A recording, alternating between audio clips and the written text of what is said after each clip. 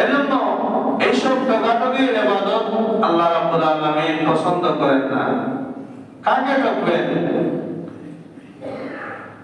আল্লাহ রাব্বুল আলামিন সবচাইতে সর্বোত্তম কৌশল অবলম্বনকারী আল্লাহ রাব্বুল আলামিন বলেন, ওয়া মাকারু ওয়া মাকারাল্লাহ ওয়াল্লাহু খায়রুল মাকিরিন।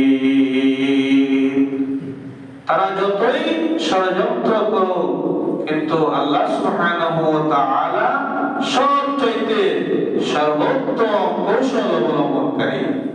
আল্লাহ রাব্বুল আলামিনকে কেউ ঠকানো সম্ভব নয়। আমরা মনে করি আমরা ঠকিয়ে ফেলেছি, কিন্তু আল্লাহ রাব্বুল আলামিন পুঙ্খানুপুঙ্খভাবে সবকিছু দেখেন, সবকিছু জানেন।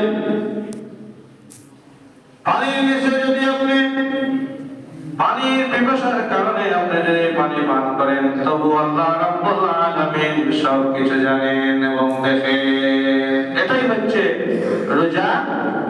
রোজাদারের শিক্ষা, যে আল্লাহ রাব্বুল আলামিনকে কতটুকু কে ভয় করেছে, আল্লাহ রাব্বুল আলামিনকে কতটুকু কে তাকওয়া অবলম্বন করেছে।